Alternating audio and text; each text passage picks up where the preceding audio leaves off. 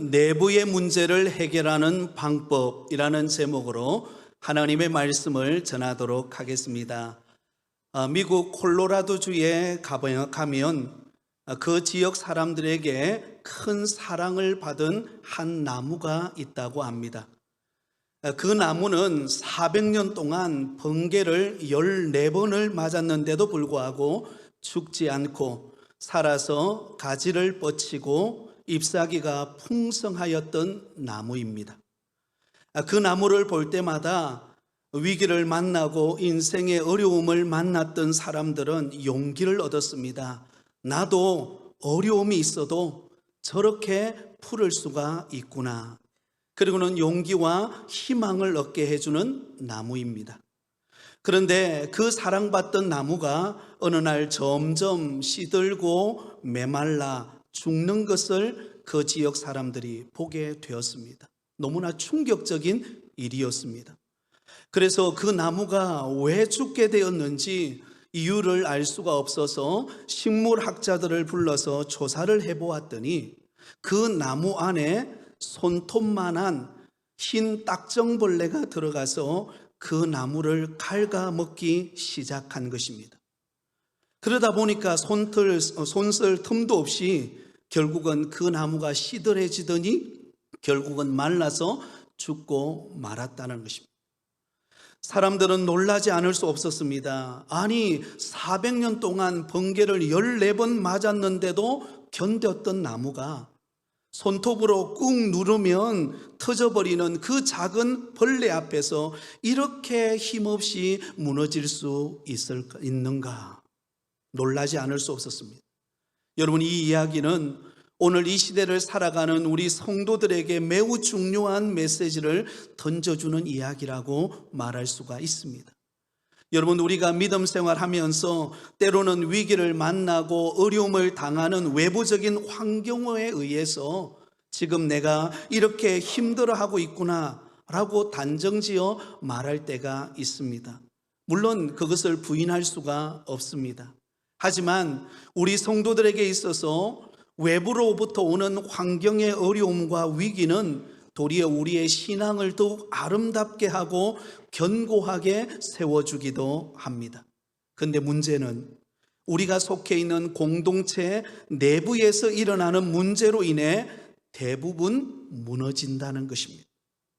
외부적인 힘든 어려움의 문제보다 내부적인 교회 공동체 안에서 발생하는 문제로 인하여서 신앙을 버리고 세상으로 떠나는 사람이 있고, 상처받아서 교회 안에 신앙생활을 하면서도 여전히 그 상처에 짓눌려서 어려움을 겪으며 살아가는 사람들이 너무나 많다는 것입니다. 그러므로 우리는 반드시 내부의 문제를 해결하는 지혜가 필요합니다. 오늘 우리가 읽은 본문의 말씀은 성벽 재건이 이루어지는 가운데 유다 공동체 내부 안에 일어났던 문제를 다루고 있는 본문입니다. 여러분, 오늘 본문의 앞장인 느헤미야서 4장을 보면 느헤미야가 유다 백성들과 함께 예루살렘 성벽을 재건하는 동안 어떤 일이 발생합니까? 외부로부터 오는 반대와 협박이 있었습니다. 그런데 놀랍게도 느헤미야와 유다 백성들은 그 외부로부터 오는 온갖 박해와 조롱과 비난을 여러분 지혜롭게 대처해 나갑니다. 느헤미야는 공격해 오는 그 대적들과 직접 다투지 않습니다. 하나님 앞에 나아가서 간절히 기도합니다. 기도만 한 것이 아니라 유다 백성들에게 자신에게 주어진 임무를 최선을 다하여 감당하라고 말합니다. 그러면서도 방심하지 않기 위하여 무장을 하고 자기 주어진 자리에서 최선을 다하여 대비하며 그 일을 감당하는 것을 보게 됩니다. 외부적인 문제를 잘 대처해 나가고 있는 느헤미야와 유다 백성들을 볼 수가 있습니다. 근데 오늘 본문에 보면 외부의 문제가 아니에요. 유다 공동체의 내부 안에 심각한 문제가 발생하게 됩니다. 그 내용은 가난한 유다 백성들의 원망 가득한 부르짖는 외침이 있었다는 것을 알 수가 있습니다. 자, 먼저 오늘 본문은 유다 공동체 내부에 발생한 이 문제가 언제 발생했는지를 알려줍니다. 오늘 본문 1절은 이렇게 시작합니다. 그때에. 여러분, 그때가 언제일까요? 느헤미야와 유다 백성들이 방해하는 외부로부터 오는 산발락과 도비야 등 외부로부터 오는 그 조롱과 공격을 받고 있는 상황 속에서도 성벽 재건하는 일을 멈추지 않고 열심을 다하여서 그 일을 감당하던 바로 그때를 말합니다. 느헤미야와 유다 백성들은 대적들로부터 오는 온갖 공격을 받았을 때에 여러분, 그들은 어떻게 합니까? 그들은 멈추지 않습니다. 뒤로 물러서지 않습니다. 단호하게 대처하면서 그들은 또한 무장하죠. 한 손에는 무기를 들고 한 손에는 또한 자기에 맡겨진 그 일을 감당하면서 그들은 깨어서 성벽 재건 공사하는 일에 최선을 다하고 있습니다. 근데 바로 그때 어떤 문제가 발생합니까?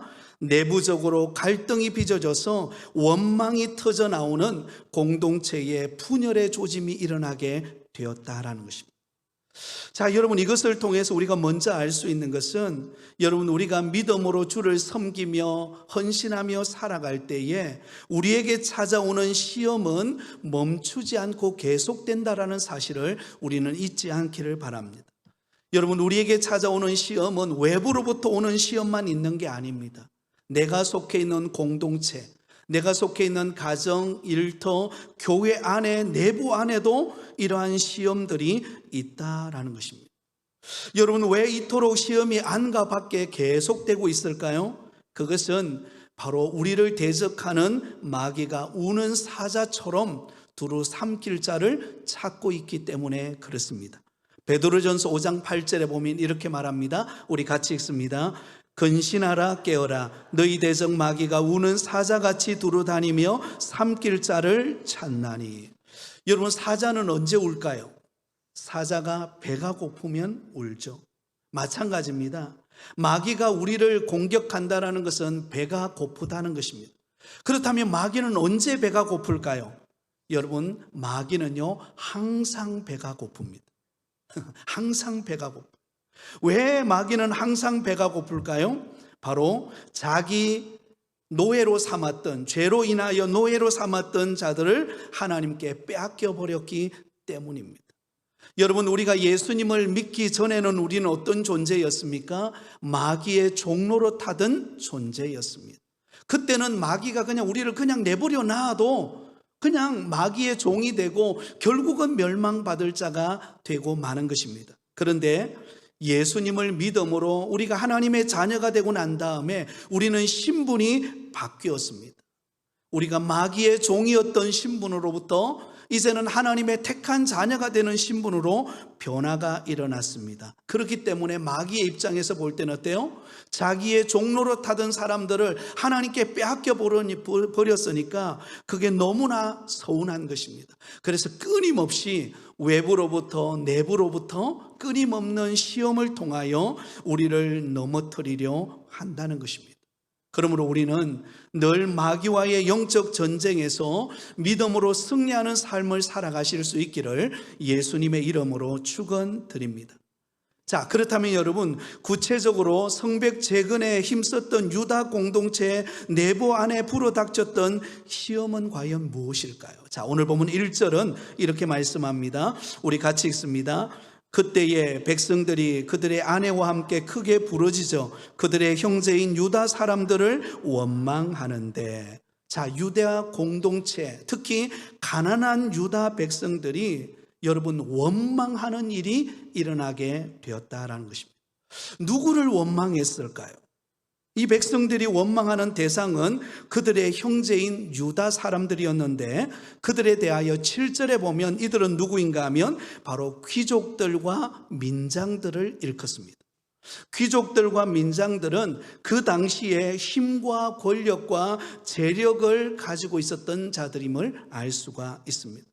자, 그렇다면 그 당시에 힘과 권력과 재력을 가지고 있었던 이 귀족들과 민장들을 대하여서 원망을 쏟아낼 수밖에 없었던 이유가 무엇일까요? 그 이유가 오늘 본문 2절에서 5절까지의 그 내용을 읽어보면 자세하게 기록되어 있습니다. 요약하면 이런 내용입니다. 그 당시에 유다 백성들은 사실 넉넉한 생활을 하고 있는 사람들이 아니었습니다. 굉장히 어려운 환경 속에 있었습니다. 게다가 흉년까지 들어서 여러분, 유다 백성들이 살아가기가 너무나 어려운 형편에 처해지게 된 것입니다. 그래서 결국은 먹고 살기 위해서 어떻게 합니까?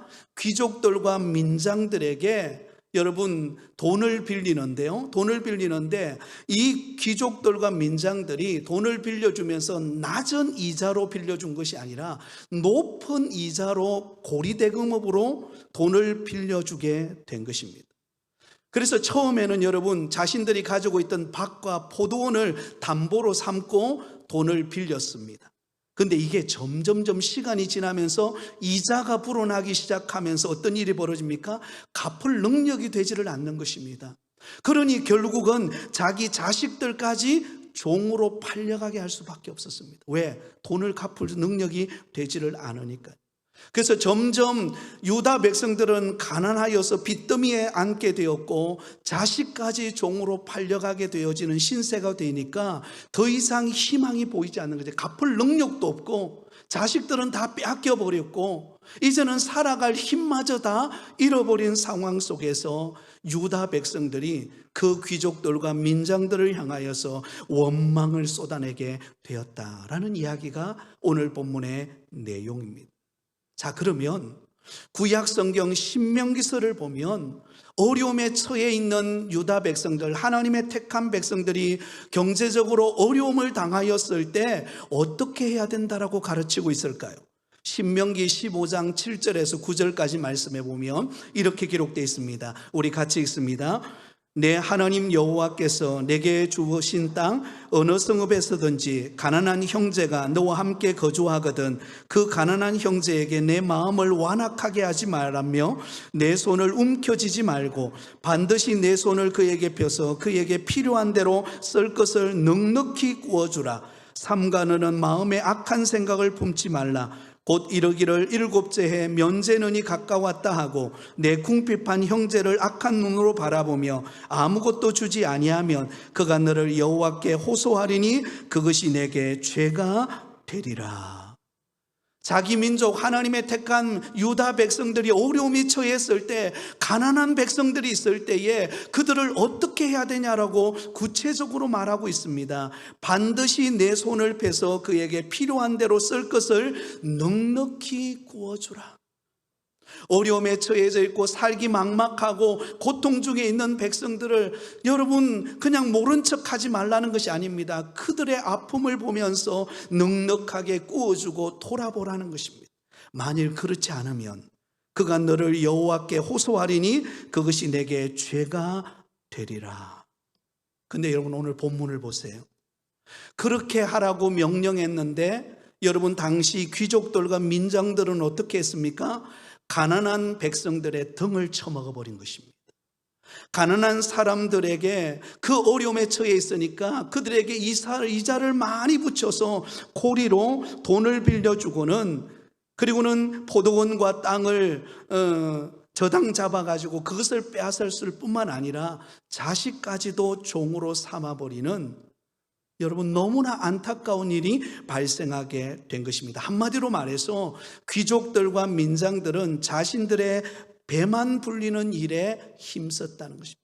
백성들의 고통은 여러분 그들의 어려움과 고통을 돌아보는 데는 관심이 없었던 것입니다. 여러분 노블리스 오블리제라고 하는 말이 있습니다. 노블리스 오블리제 무슨 뜻입니까? 바로 높은 지위와 권한과 특권을 가진 사람이 그에 걸맞는 책임과 도덕적인 의무를 져야 한다는 말입니다. 하나님께서 많이 주셨으면 하나님께서 은혜를 주시고 하나님이 응답을 주시고 많이 주셨다면 그것을 가지고 자기 배를 불리는 데만 사용하지 말고 가난하고 고통하고 어려움 있는 사람들을 돌보는 그런 사회적인 도덕적인 의무를 다하라는 것입니다. 그런데 여러분, 한참 성벽 재건이 이루어져 가는 바로 이때에 너무나 어려운 상황, 은혜로운 상황 속에서 무슨 일이 발생합니까? 여러분, 그런 서로를 돌보고 그 어려움을 돌아보는 이런 일들이 사라지고 오히려 여러분, 가난한 자들의 것을 착취하는 일이 발생하므로 원망이 높아지는 일이 발생하게 된 것입니다. 너무나 안타까운 일이 발생해버리고 말았다라는 것입니다. 갈라디아서 6장 10절에 보면 이렇게 말씀합니다. 우리 같이 읽습니다. 그러므로 우리는 기회 있는 대로 모든 이에게 착한 일을 하되 더욱 믿음의 가정들에게 할지니라. 기회가 있는 대로 모든 사람들에게 착한 일을 하라, 도와주라는 것입니다.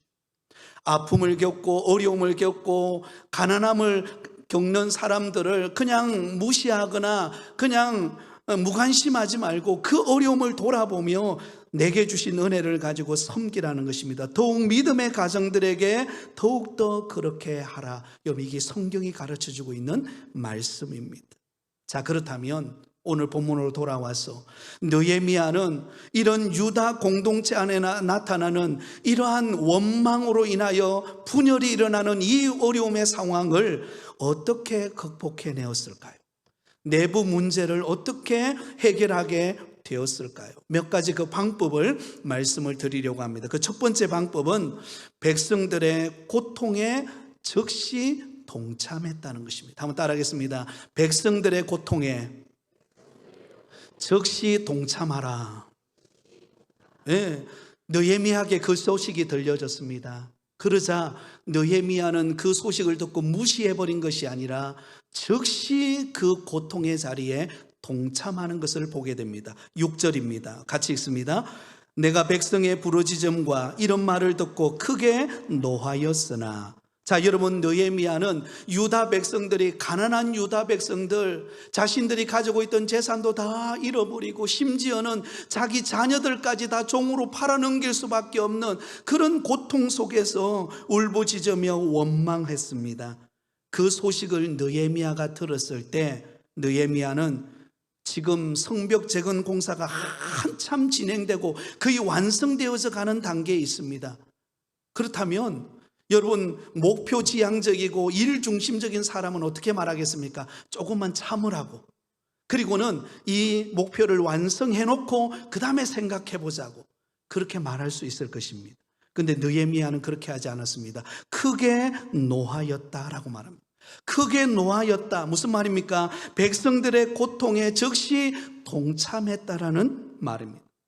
만약에 그가 백성들의 고통에 동참하는 마음이 없었다면 그 원망의 말을 들어도 그는 아무런 반응을 하지 않았을 것입니다. 오히려 더 그들을 재촉하면서 성벽 재건에 더 힘쓰라고, 딴 거 신경 쓰지 말고 빨리 목표를 완성하라고 그렇게 재촉했을 것입니다.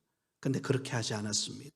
느헤미야는 원망의 소리가 높아지고 내부가 분열되어질 위기를 만났을 때 그는 그 위기의 상황 앞에서 그 고통당하는 유다 백성들의 마음에 동참을 하게 됩니다. 여러분, 진정한 지도자는 어떤 사람입니까? 국민들의 그 고통의 마음에 동참하는 사람입니다. 함께 눈물 흘려주고 함께 아파하고 함께 공감하는 사람이 진정한 지도자입니다. 그래서 성경은 이렇게 권면합니다. 로마서 12장 15절 16절 우리 같이 읽습니다. 즐거워하는 자들과 함께 즐거워하고 우는 자들과 함께 울라. 서로 마음을 같이하여 높은 데 마음을 두지 말고 도리어 낮은 데 처하며 스스로 지혜 있는 채 하지 말라. 여러분, 여기 보면 아주 중요한 말씀이 나오죠. 즐거워하는 자들과 함께 즐거워하고 우는 자들과 함께 울라. 무슨 말입니까? 그리스도의 몸된 공동체 안에서 진짜 사랑으로 서로를 섬기고 서로를 돌아보라는 말입니다. 다른 사람의 아픔, 다른 사람의 어려움을 외면하지 말고 함께 그 마음을 공감하면서 기도해 주면서 마음을 나누라는 이야기입니다. 어느 한 권사님이 계셨습니다. 큰 수술을 받고 그리고는 병원에 입원해 있었습니다. 많은 성도들이 그 권사님이 병원에 입원해 있다는 소식을 듣고 와서 위로의 말을 전했습니다. 어떤 사람은 이렇게 말했습니다. 권사님, 지금 당하는 그 어려움 하나님이 권사님을 하기 위함일 것입니다. 또 어떤 사람은 이 고난도 하나님의 뭔가 뜻이 있지 않겠습니까?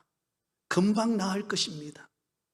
근데 그 말을 들어도 이 권사님이 위로가 되지 않고 더 외로워지는 것입니다. 그런데 한 집사님이 와서 아무 말 하지 않고 그냥 그 권사님의 손을 붙잡고 한참을 눈물을 흘리더라는 것입니다. 한참을 눈물을 흘리면서 있다가 가는 거예요. 그래서 나중에 그 권사님이 이런 말을 했습니다. 그날 제일 큰 위로가 되는 순간은 어떤 사람의 말이 아니라 그 집사님의 눈물이었습니다. 사랑하는 여러분, 우리는 때로는 말을 많이 합니다. 이렇게 하라고 저렇게 하라고. 그러나 그것보다도 더 힘 있는 것은 그 사람의 아픔에 공감해 주는 것입니다. 아픔의 자리에 있을 때 함께 눈물 흘려주는 것입니다. 함께 손잡아 주는 것입니다.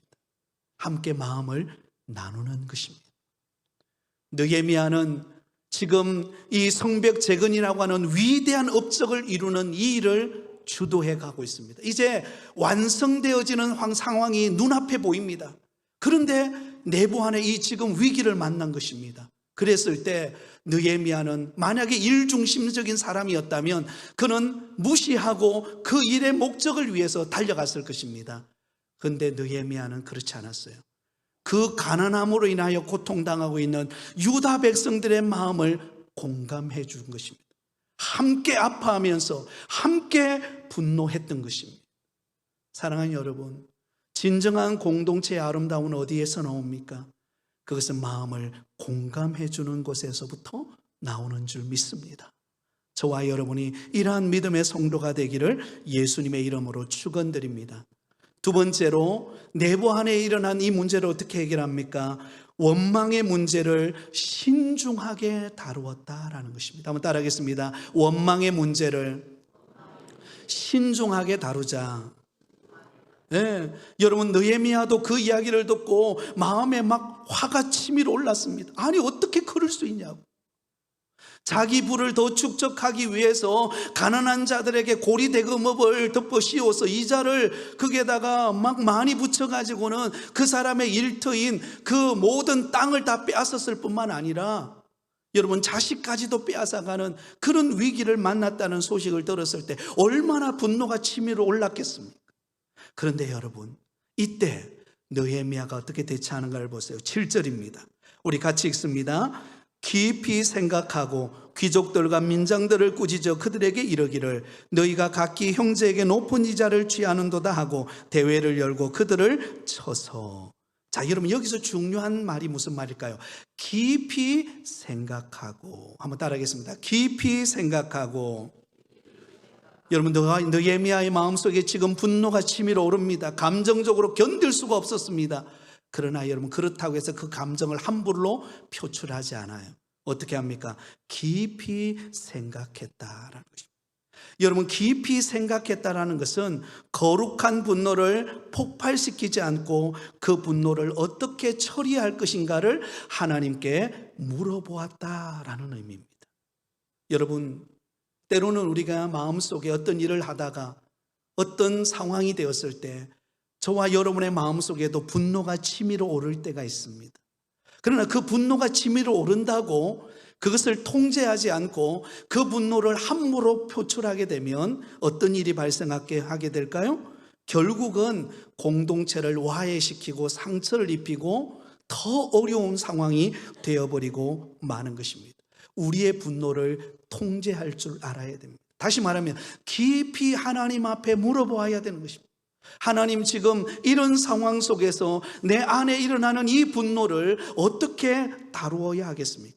하나님이 주시는 지혜를 달라고 하나님 앞에 기도할 수 있는 믿음의 성도가 되기를 바랍니다. 성경에 보면 이러한 분노를 잘 참았던 인물이 있습니다. 그가 바로 모세입니다. 사실 모세가 처음부터 그런 감정적인 통제를 잘하는 사람은 아니었습니다. 모세의 나이 40세가 되었을 때 애굽 사람들이 자기 민족 사람들을 괴롭히는 것을 보고 목격을 하고 어떻게 합니까? 그 분노를 참지 못하고 그 애굽 사람을 쳐서 죽입니다.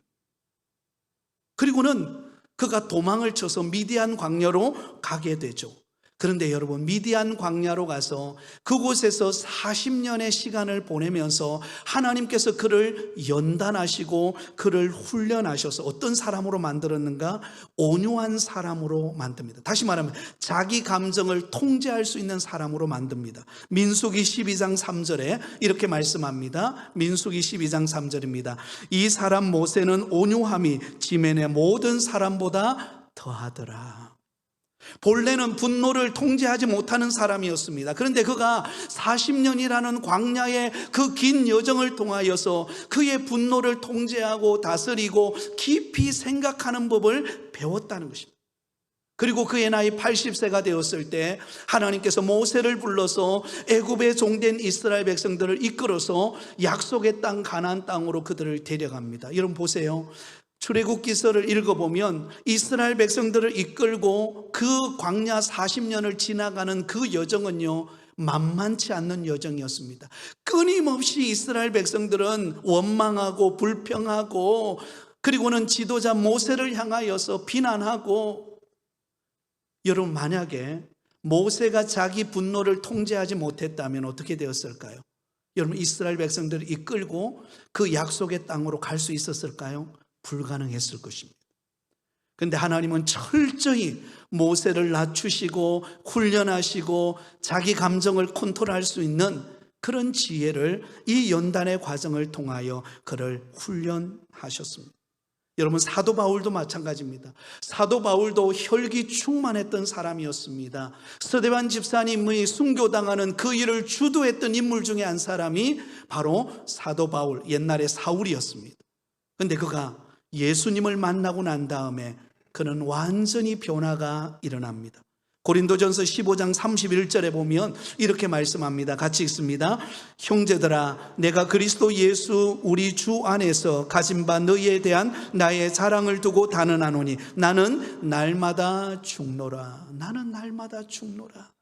날마다 나를 쳐서 하나님 앞에 자신을 돌아보고 자신을 내려놓고 오직 주님만이 높아지고 주님의 뜻만이 이루어지기를 원했다라는 것입니다.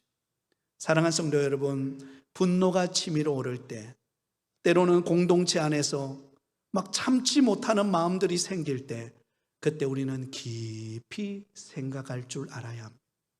하나님 앞에 자신을 돌아보면서 그 감정을 다스리고 온유함으로 공동체를 세워가는 저와 여러분이 되기를 바랍니다.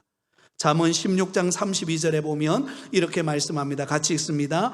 노하기를 더디하는 자는 용사보다 낫고 자기의 마음을 다스리는 자는 성을 빼앗는 자보다 나으니라. 노하기를 더디하는 사람이 용사보다 낫고 자기의 마음을 다스리는 자는 성을 빼앗는 자보다 나으리라. 그러면 여러분, 우리 부곡교회에 속한 모든 성도들은 공동체 안에서 어떤 어려움을 만나도 분노를 표출하기보다도 하나님의 지혜로 온유함으로 위기를 극복해가는 성도들이 다 되실 수 있기를 예수님의 이름으로 축원드립니다. 자, 세 번째 어떻게 해결하는가? 자신의 잘못을 돌이킬 수 있는 기회를 주었다라는 것입니다. 한번 따라하겠습니다. 자신의 잘못을 돌이킬 수 있는 기회를 주었습니다. 자, 여러분, 이 부분이 굉장히 중요해요. 자, 오늘 보면 7절을 우리 다시 한번 읽겠습니다. 시작. 깊이 생각하고 귀족들과 민장들을 꾸짖어 그들에게 이르기를 너희가 각기 형제에게 높은 이자를 취하는도다 하고 대회를 열고 그들을 쳐서. 자, 여러분, 느헤미야가 그 가난한 유다 백성들의 그 원망하는 소리를 들었습니다. 그리고는 그 문제를 안고 하나님 앞에 나아가서 깊이 생각하고 기도하고 이 문제를 어떻게 풀어가야 될 것인가 하나님 앞에 구했습니다. 그랬더니 하나님이 지혜를 주셨어요. 그것이 무엇인가? 이제 대회를 열어서 그들의 귀족들과 민장들이 무엇을 잘못했는가를 덜추어내고 그것을 책망하려 했다는 것입니다. 그런데 거기에 앞서서 그렇게 공적으로 드러내기 전에 먼저 한 일이 무엇인가? 여러분, 백성들의 그 원망을 자초했던 귀족들과 민장들을 부릅니다. 그리고 그들에게 이렇게 말해요. 7절을 다시 보세요. 깊이 생각하고 귀족들과 민장들을 꾸짖어 그들에게 이르기를 너희가 각기 형제에게 높은 이자를 취하는도다 하고 대회를 열고 그들을 쳐서. 여러분, 여기 본문에 보면 느헤미야가 대회를 열어 공개적으로 그들의 잘못을 책망하기 전에 먼저 한 일이 무엇인가? 그 귀족들과 민장들을 불러서 그들이 뭘 잘못했는가를 알려줍니다. 다시 말하면 그들이 스스로 잘못을 깨닫고 회개하고 돌이킬 수 있는 기회를 주었다는 것입니다. 그 기회를 주는 것이 중요합니다. 그랬을 때에 여러분, 결정은 누가 합니까? 바로 귀족들과 민장들이 그 결정을 하는 것입니다.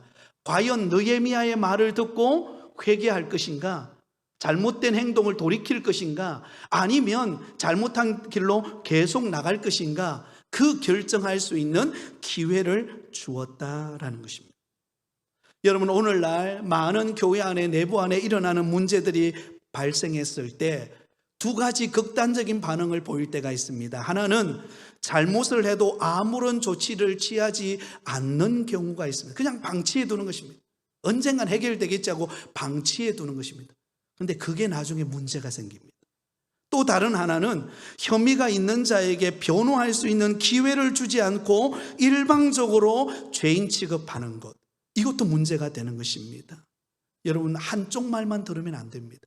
항상 양편을 다 들어보고 충분히 생각하고 설득하는 시간을 가져야 한다라는 것입니다. 그런 것을 통해서 지혜롭게 이 문제를 풀어내고, 그게 목적은 무엇인가? 잘못을 돌이키고 회개할 기회를 주는 것입니다. 자, 그러면 오늘 본문을 보세요. 과연 느헤미야의 그들의 책망의 말을 들었을 때 귀족들과 민장들은 어떻게 반응했을까요? 오늘 본문 11절에서 13절을 우리 같이 읽습니다. 화면을 보고 같이 읽습니다. 시작. 그런즉 너희는 그들에게 오늘이라도 그들의 밭과 포도원과 감람원과 집이며 너희가 구워준 돈이나 양식이나 새 포도주나 기름의 100분의 1을 돌려보내라 하였더니 그들이 말하기를 우리가 당신의 말씀대로 행하여 돌려보내고 그들에게서 아무것도 요구하지 아니하리이다 하기로 내가 제사장들을 불러 그들에게 그 말대로 행하겠다라고 맹세하게 하고 내가 옷자락을 털며 이르기를 이 말대로 행하지 아니하는 자는 모두 하나님이 또한 이와 같이 그 집과 산업에서 털어버리실지니 그는 곧 이렇게 털려서 빈손이 될지라도 하매 회중이 다 아멘하고 여호와를 찬송하고 백성들이 그 말한 대로 행하였느니라. 할렐루야. 어떤 일이 발생했어요? 느헤미야의 그 책망의 말을 들었던 귀족들과 민장들이 뜻을 돌이켰다는 것입니다. 마음을 바꾸었어요. 우리가 잘못했구나. 가난한 백성들의 것을 착취하고 우리 배만 부르게 했던 그 지난 날의 잘못들을 깨닫고 그들이 느헤미야가 하라는 대로 그것을 다시 돌려주기로 마음을 먹고, 그리고는 아멘하고 하나님을 찬송하고 백성들이 그 말한 대로 행하는 일이 일어나게 된 것입니다. 할렐루야. 하나님의 은혜죠. 사실 여러분, 사람이 누구에게나 돈 욕심이 있습니다. 누구에게나 뭔가 더 하나가 여러분 99까지 있어도요 100까지 되기로 싶은 것이 사람의 마음입니다. 그런데 하나님의 은혜로 그 죄를 지적했을 때 그들은 돌이키고 잘못을 돌이키고 회개하고 돌아왔다는 것입니다. 여러분, 우리가 때로는 실수할 수 있고 공동체 안에서 문제를 일으킬 수도 있습니다. 그러나 하나님의 말씀 앞에 우리가 섰을 때 우리가 그 뜻을 돌이키고 회개하고 돌아오는 믿음의 성도가 되기를 바랍니다. 그러면 공동체가 회복이 되는 것입니다. 어떤 잘못도 용서가 되는 것입니다. 마지막 네 번째입니다. 자, 가장 중요한 부분인데요, 내부 안에 일어난 문제를 해결했던 방법은 바로 삶으로 본을 보여주었다라는 것입니다. 한번 따라하겠습니다. 삶으로 본을 보이자. 여러분, 느헤미야가 귀족들과 민장들을 불러놓고 너희들이 잘못했으니까 너희들이 빼앗은 것을 돌려줘라 라고 했을 때 그들이 그것을 다 돌려줍니다. 그러면 여러분, 느헤미야는 어떻게 행동했을까요? 느헤미야는요, 그 말을 했던 느헤미야는 그 백성들 앞에, 가난한 백성들 또한 귀족들과 민장들 앞에서 본을 보이는 모습을 보입니다. 14절입니다. 우리 같이 읽습니다. 14절 시작. 또한 유다 땅 총독으로 세움을 받은 때 곧 아닥사스다 왕 제20년부터 제32년 동안은 나와 내 형제들이 총독의 녹을 먹지 아니하였느니라. 자, 여러분, 느헤미야가 이스라엘의 유다 땅에 총독으로 지금 부임을 했습니다. 그러면 마땅히 뭘 받아야 됩니까? 녹을 받아야 됩니다. 그에 따르는 임금을 받아야 됩니다. 그런데 느헤미야는 여러분, 그 아닥사스다 왕의 명령에 의해서 유다 총독으로 올 때 그는 어떤 마음의 각오를 가졌는가? 지금 유다 백성들이 성벽은 회파되어지고 고통과 절망과 아픔을 겪고 있다는 소식을 듣고는 그는 그 모든 권리를 다 내려놓습니다.